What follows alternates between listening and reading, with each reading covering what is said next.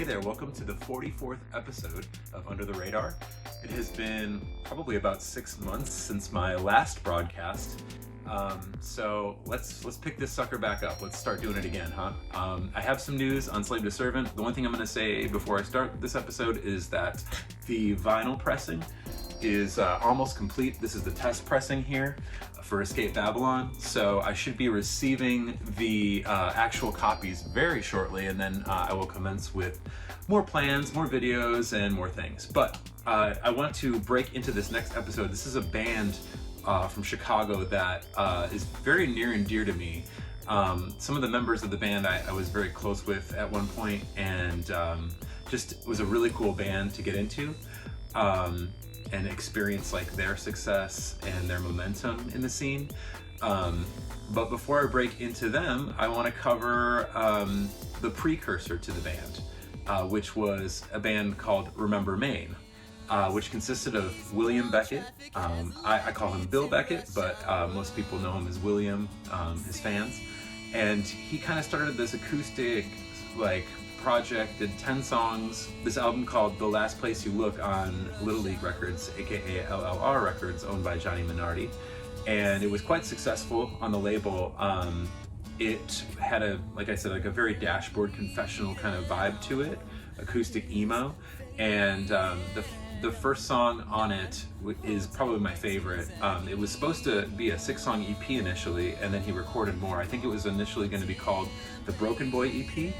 And so this song to me is just a gem, and I actually used to cover it sometimes with my old band Dorm Life at practice. It was a really fun song called Eastbound Traffic. Could we make up our minds tonight? Will we open up our eyes? Burning the pages I'm pouring out on. Will your innocence contest? Will you be like the rest?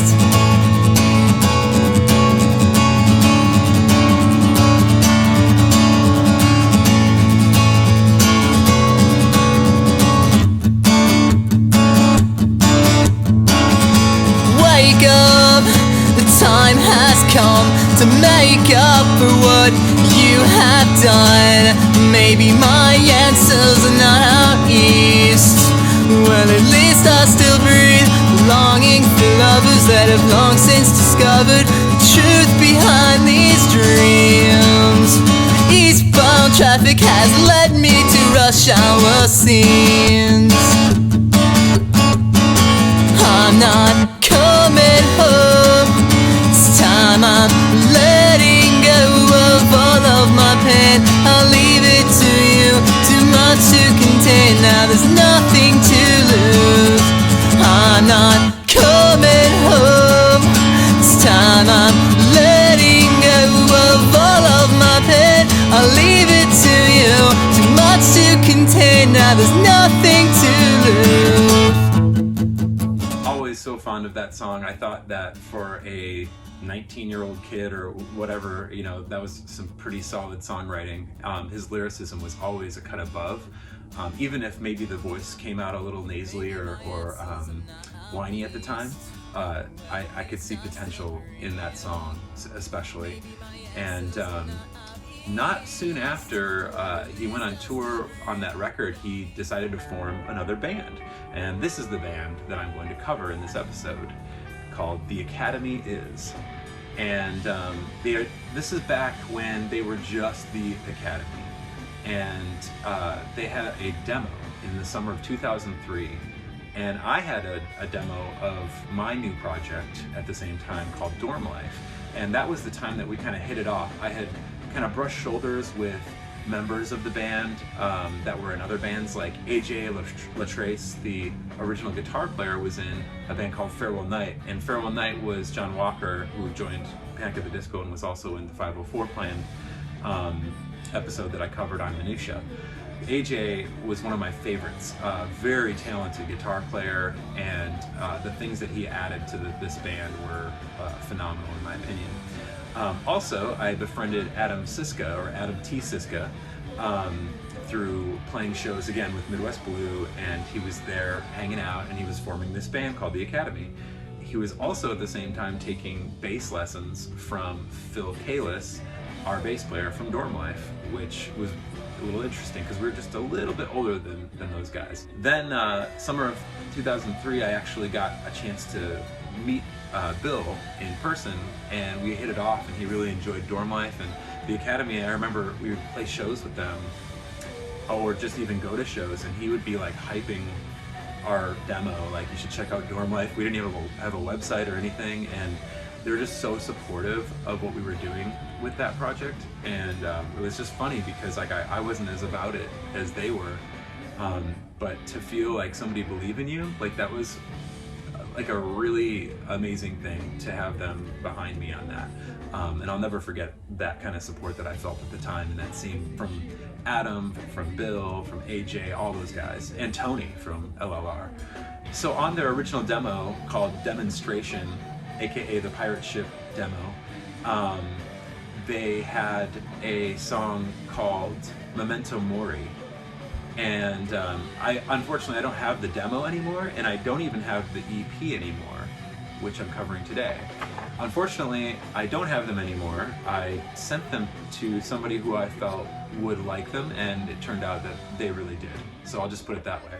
Anyway, what I do have left is the poster of the EP, of the Academy self-titled EP, released on LLR.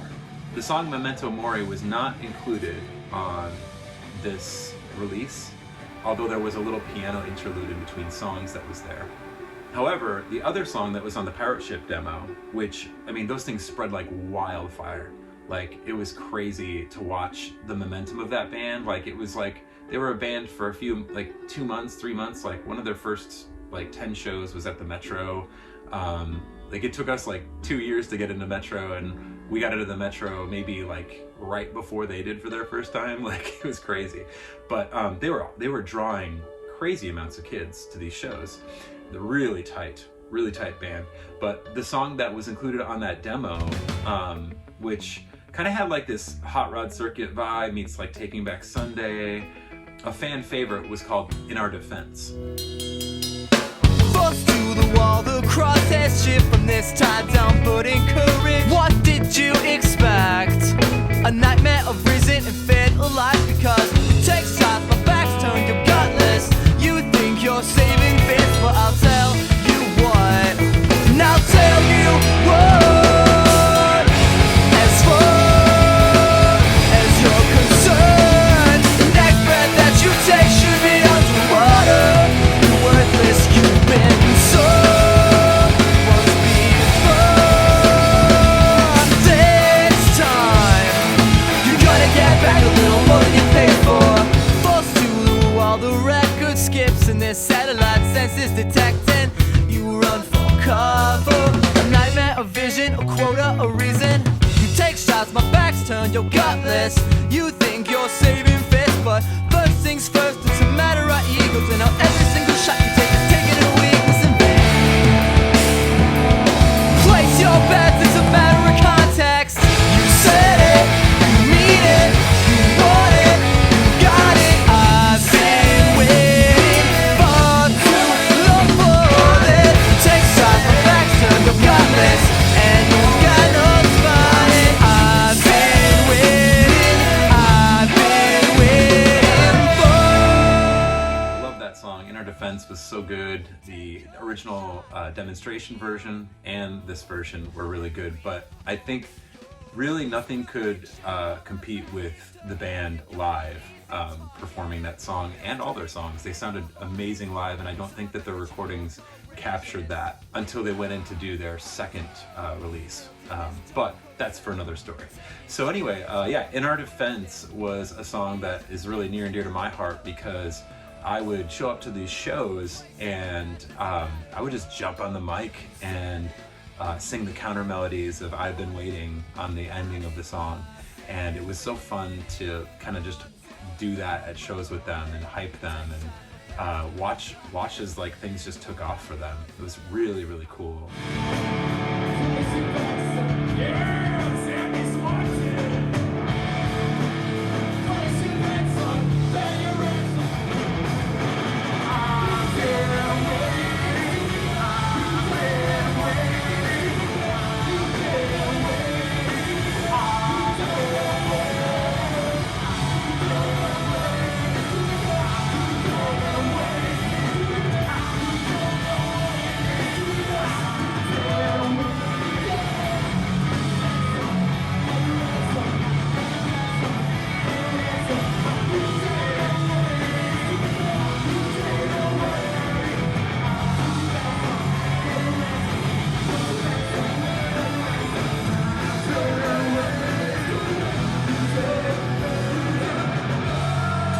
Another amazing song that was only on this EP was a song called The Author.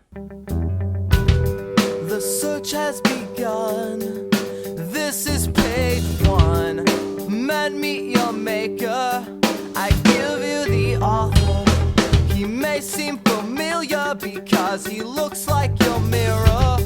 You've lied like a lawyer, but don't deny it when you're face to face with demons dancing off mirror images, reflecting all that you wanted.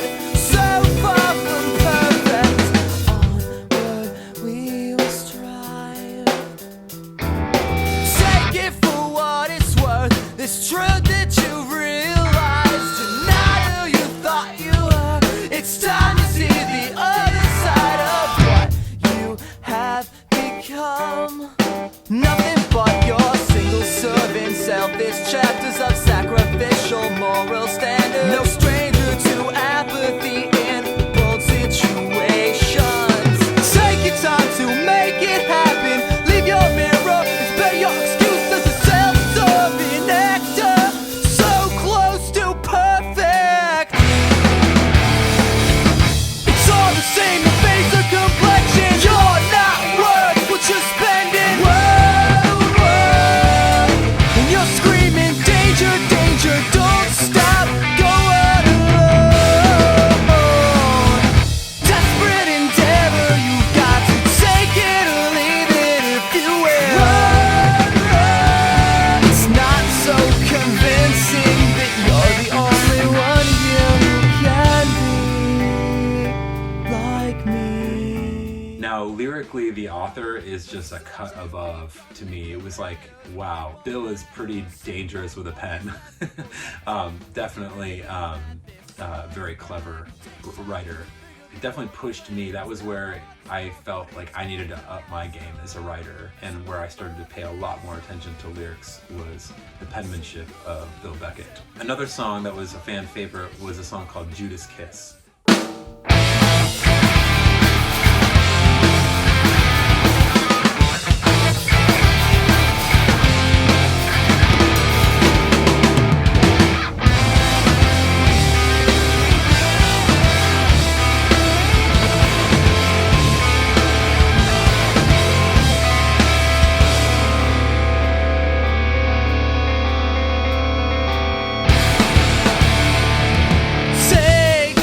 Take these words and take them like you did for an excitement.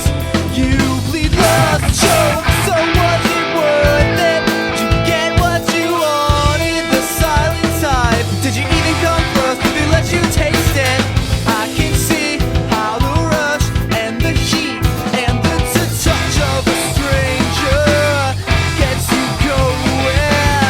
You're feeling selfish, you got the urge. Don't bother keeping your heavy breathing down to the one who can't hear you scream. Never pass off your guilt lines, just wear them like a noose on your neck. I'll help you keep it tight, tight. I think like the rhythm section of this band, Adam and Mike Del Principe, like those two I thought were mean as a rhythm section. And then you add AJ's like just all his like lead guitar riffing, oh, it was so good, so many elements. And then Bill Beckett, like it's just his like syncopation of his vocals, like the cadence is like sometimes it's like a hip hop like kind of rhythm, but it's, you know, he's doing emo or like indie rock, and like it's just really cool style that this band was kind of doing. Now, one of my favorite memories of this band was we had gotten an email to play with the band at the Metro. We'd played with them a couple times, and I got this email from Chris Baroner, and it said that we were going to be playing with the Academy, who had just signed to Fuel by Ramen, which was news to me, and then Punchline, who was also on Fuel by Ramen, was going to be headlining, and it was their Action record release show. So that was like crazy. And then I got a second email the same day saying, never mind what we just said, like, you know, about the Academy, and Punchline isn't playing. And so then it turned out being the Academy headlining, us right below them. October Fall, who later signed to Fuel by Ramen, and then June opened, who later signed to Victory Records. So it was pretty dope lineup of bands and just a really memorable show. Yeah, anyway, back to this. I just wanted to say, if you're looking for this EP, it's probably pretty hard to find, and you could probably search Discogs for it. The Pirate Ship demo, I don't think you'll be able to find. I know a few people who have it. The EP art was done by Evan Leake. Another thing really cool about this release was it was an enhanced CD. And at the time that was kind of big, where bands would put music videos and live footage. So they did like this mini little making of the EP, and it was kind of humorous. There was a lot of cool footage in there. Adam Siska's hilarious, like his rapping. Is it recording? Yeah. I want to see the red light. Yo, bitch! My name's Adam T. I'm a gangster rapper, a bitch's titty slapper. I get a lot of ping pong pussy here and there. You walk around in your bra too tight. It's alright, you're still gonna get fucked tonight. So when I clap you on the titty, it claps as it hits the other. But I don't want them clapping because it might wake your mother. So yeah, 2004, the Academy self-titled EP on Little League Records, recorded at the Gallery of Carpet by Brian Zieski, which kind of started a whole other trend of bands recording at Gallery of Carpet, like the Hush Sound and some of my other friends' bands. Yeah, if you can find it, cool. If not, just find a way to download it or stream it somehow. And definitely search out Memento Mori. That's such a great song off Demonstration, the original demo. Shoutouts to all the original members of the Academies, which is AJ Latrace, Adam T. Siska, Bill Beckett, Mike Carden, and Mike Del Principe. All y'all, love ya, and just great times, great memories. This will be the last release that I cover in the Little League catalog, so shoutouts to Johnny Minardi and Tony Marino. This is kind of like what propelled their careers forward, as well as the Academy is. So anyway, I'm probably going to cover Almost Here, the band's first debut full-length that was recorded by James Paul Wisner and released on Fuel by Ramen in 2005. It was the last material recorded by this original lineup, and then they had a little member change going on and toured off that record after the record was made with different members. So anyway, that's about, I think, a pretty concise wrap-up of the history of the Academy is, at least the early stages of them. And in other news, I'm just awaiting the pressing for my record, Escape Babylon. I've got a lot of music videos in the works. I actually have been working on new stuff too, some kind of like dance music, R&B stuff, hip-hop, the Red Tape material. So I've got a lot of videos to be putting out this year. I think 2022 summer we'll see a lot of steady video releases and single releases, as well as hopefully by the end of the year I will have like the full length of Escape Babylon out. But I do mean to be dropping a 4-song EP, like I had mentioned before, called Aletheia, pretty soon, just to kind of like tide you over if you're interested in this band. But yeah, like I said, the music ranges all over the place, so I'm just gonna be putting out all kinds of weird music. So anyway, I will be putting together a new episode soon, and thank you for your time.